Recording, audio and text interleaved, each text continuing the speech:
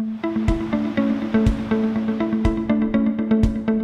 a year ago, when we were looking at the overall Lexington market, what we found was that the ease of access of getting patients in to the Lexington market was not quite as easy.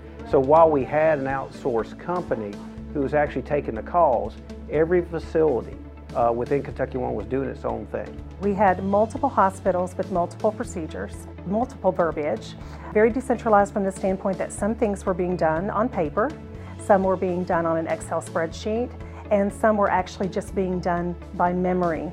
Which means not consistent processes, not consistent accountability. We wanted a process that streamlined patients coming into the facility, but also worked very closely with our referring physicians inside and outside of our network to better serve our patients. And that is how we wanted our vision to look moving forward. Now, in doing that, you had to get physicians on board, you had to get staff on board, you had to get leadership on board, not to mention the fact that we've had outlying facilities that got used to us saying no and not yes.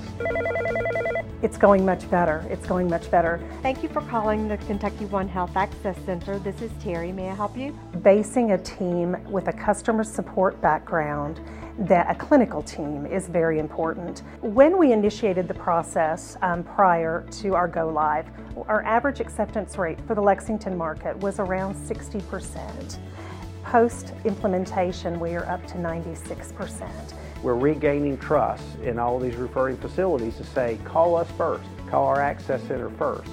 And so it is going very well. And you know, we pride ourselves on that. Customer service is a huge focus in what we do. And part of our success is the relationships that we have built with our referring facilities, with our physicians, and with the staff at those facilities. The sky's the limit for us. We have been so successful with it in Kentucky One. We are adding more responsibilities to that team, growing that team. We're looking at other logistics that we have today that could be housed and taken care of with that central center. So we think it has a lot of other opportunities and functions that we can do in the future.